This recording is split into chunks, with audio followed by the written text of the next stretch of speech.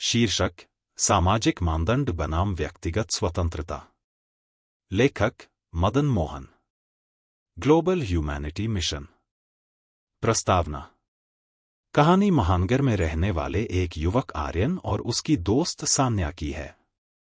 दोनों उच्च शिक्षा प्राप्त कर चुके थे और अपने अपने करियर में सफलता की ओर बढ़ रहे थे। आर्यन का परिवार परंपरागत भारतीय मूल्यों का पालन करता था, जबकि सान्या व्यक्तिगत स्वतंत्रता और आधुनिक सोच की प्रतीक थी। घटना का आरंभ। आर्यन और सान्या दोनों एक मल्टीनेशनल कंपनी में काम करते थे। धीरे धीरे उनकी दोस्ती गहरी हो गई और उन्होंने विवाह का निर्णय लिया। लेकिन जब आर्यन ने यह बात अपने परिवार को बताई, तो परिवार ने इसका कड़ा विरोध किया। आर्यन के माता पिता का मानना था कि उनकी बहू को परंपरागत कपड़े पहनने चाहिए, घरेलू जिम्मेदारियों को प्राथमिकता देनी चाहिए और परिवार के रीति रिवाजों का पालन करना चाहिए। दूसरी ओर, सान्या को अपने कपड़े, करियर और जीवन शैली में स्वतंत्रता चाहिए थी। उसने स्पष्ट कर दिया कि वह शादी के बाद भी अपनी पहचान और स्वतंत्रता बनाए रखना चाहती है। विवाद का विस्तार। आर्यन इस स्थिति में उलझ गया। एक तरफ उसके माता पिता की इच्छाएं थीं, जो सामाजिक मानदंडों को मानते थे, और दूसरी ओर सान्या थी, जो अपनी व्यक्तिगत स्वतंत्रता पर समझौता करने को तैयार नहीं थी। यह विवाद बढ़ता गया और आर्यन के परिवार ने सान्या को अपनाने से इनकार कर दिया। सान्या ने आर्यन से कहा, मैं तुम्हारे माता पिता का सम्मान करती हूं, लेकिन मैं अपनी जिंदगी अपने तरीके से जीना चाहती हूं। मैं बदलाव के लिए तैयार हूं, लेकिन अपनी पहचान खोकर नहीं। आर्यन के माता पिता ने भी कहा, हमारे परिवार की परंपराओं को अपनाना शादी का अनिवार्य हिस्सा है। अगर वह ऐसा नहीं कर सकती, तो यह रिश्ता संभव नहीं है। समाधान की प्रक्रिया। आर्यन ने अपने माता पिता और सान्या दोनों से बात की और इस समस्या का समाधान खोजने की कोशिश की। इस दौरान उसने मदन मोहन जी से मार्गदर्शन लिया, जो ग्लोबल ह्यूमैनिटी मिशन के संस्थापक थे। मदन मोहन जी ने सुझाव दिया, मूल्य आधारित संवाद। आर्यन को अपने परिवार और सान्या के साथ खुला और ईमानदार संवाद करना चाहिए। समझौते की सीमा तय करना। दोनों पक्षों को यह तय करना होगा कि वे कहां तक समझौता कर सकते हैं। परिवार और स्वतंत्रता के बीच संतुलन। पारिवारिक परंपराओं और व्यक्तिगत स्वतंत्रता के बीच ऐसा संतुलन बनाना चाहिए, जो दोनों के लिए स्वीकार्य हो। आर्यन ने माता पिता और सान्या को साथ बैठाया और सभी से अपनी बात रखने को कहा। इस बातचीत में उन्होंने परिवार के प्रति सान्या की प्रतिबद्धता और सान्या की स्वतंत्रता के प्रति अपने परिवार की सहिष्णुता को स्पष्ट किया। समाधान। अंततः सान्या ने यह मान लिया कि वह पारिवारिक रीति रिवाजों का सम्मान करेगी, लेकिन अपनी व्यक्तिगत स्वतंत्रता के कुछ हिस्से बरकरार रखेगी। आर्यन के माता पिता ने भी यह स्वीकार किया कि सान्या को पूरी तरह बदलने की कोशिश करना गलत होगा। विवाह हुआ और धीरे धीरे सान्या ने अपनी आधुनिकता और परिवार की परंपराओं के बीच संतुलन बनाकर सभी का दिल जीत लिया। निष्कर्ष। यह कहानी दिखाती है कि सामाजिक मानदंड और व्यक्तिगत स्वतंत्रता के बीच टकराव को संवाद, सहिष्णुता और समझौते के माध्यम से हल किया जा सकता है। मदन मोहन जी के सिद्धांतों ने यह सिखाया कि पारिवारिक रिश्तों में लचीलापन और प्रेम के साथ सामंजस्य बनाया जा सकता है। सामाजिक मानदंड बनाम व्यक्तिगत स्वतंत्रता विवाद समाधान में उपयोग किए गए सिद्धांत, उनकी व्याख्या और उदाहरण। 1. मूल्य आधारित संवाद, वैल्यू बेस्ड डायलॉग। सिद्धांत। यह सिद्धांत कहता है कि समस्या को हल करने के लिए सभी पक्षों को खुले संवाद में शामिल करना चाहिए। इस संवाद में हर किसी को अपनी भावनाएं और विचार स्पष्ट रूप से व्यक्त करने का अवसर मिलता है। संवाद का उद्देश्य समस्या की जड़ तक पहुंचना और सभी के दृष्टिकोण को समझना होता है।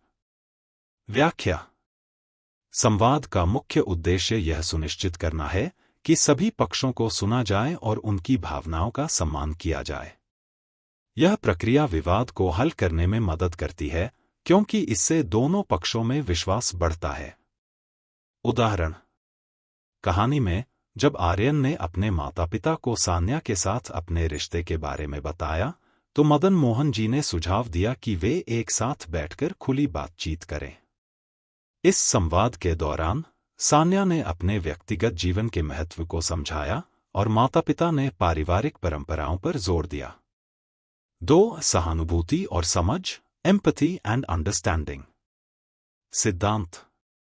सहानुभूति का अर्थ है कि विवाद में शामिल प्रत्येक पक्ष दूसरे पक्ष की स्थिति और भावनाओं को समझने की कोशिश करे। सहानुभूति से विरोधी दृष्टिकोणों के प्रति सहिष्णुता बढ़ती है। व्याख्या।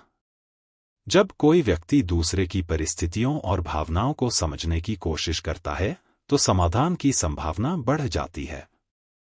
यह विवाद को व्यक्तिगत हमले के बजाय एक साझा समस्या के रूप में देखने में मदद करता है। उदाहरण: माता पिता ने सान्या की स्वतंत्रता के महत्व को समझा और यह स्वीकार किया कि आधुनिक जीवन शैली में व्यक्तिगत पसंद और स्वतंत्रता का महत्व है। इसी तरह सान्या ने पारिवारिक रीति रिवाजों और परंपराओं का महत्व समझते हुए उनके प्रति सम्मान दिखाया। 3. समझौते की सीमा तय करना, डिफाइनिंग बाउंड्रीज फॉर कॉम्प्रोमाइज। सिद्धांत।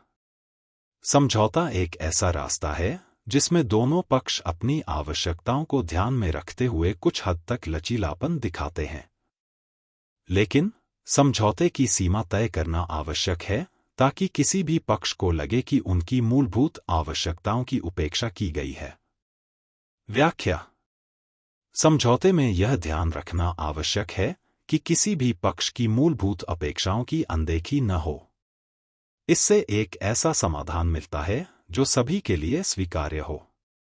उदाहरण: सान्या ने पारिवारिक उत्सवों और रीति रिवाजों में भाग लेने का वादा किया, जबकि परिवार ने यह वादा किया कि वे उसकी व्यक्तिगत स्वतंत्रता का सम्मान करेंगे और उसे अपने निर्णय स्वयं लेने देंगे। 4. संतुलन, बैलेंस। सिद्धांत। सामाजिक मानदंड और व्यक्तिगत स्वतंत्रता के बीच संतुलन बनाना विवाद समाधान का एक महत्वपूर्ण हिस्सा है। यह संतुलन दोनों पक्षों को उनकी प्राथमिकताओं और मान्यताओं के आधार पर संतोष प्रदान करता है। व्याख्या। संतुलन का अर्थ है कि न तो पारिवारिक परंपराओं का पूरी तरह से त्याग किया जाए और न ही व्यक्तिगत स्वतंत्रता को बाधित किया जाए। यह प्रक्रिया सभी पक्षों को उनके अधिकार और जिम्मेदारियों को समझने का अवसर देती है। उदाहरण: सान्या और आर्यन ने तय किया कि वे एक दूसरे की प्राथमिकताओं का सम्मान करते हुए एक सामंजस्यपूर्ण जीवन व्यतीत करेंगे। माता पिता ने पारिवारिक निर्णयों में सान्या की स्वतंत्रता को महत्व दिया। 5. मध्यक्षता, मीडिएशन। सिद्धांत।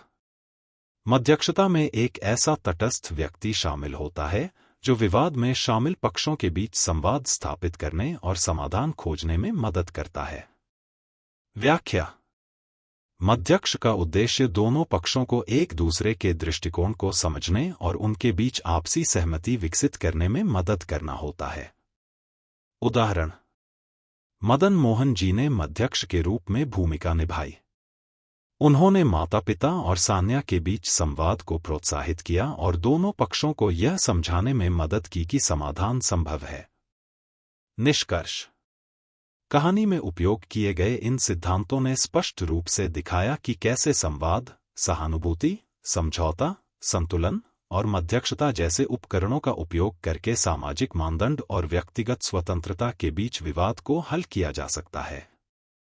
यह दृष्टिकोण केवल पारिवारिक ही नहीं, बल्कि अन्य सामाजिक और पेशेवर विवादों के समाधान में भी उपयोगी है। धन्यवाद।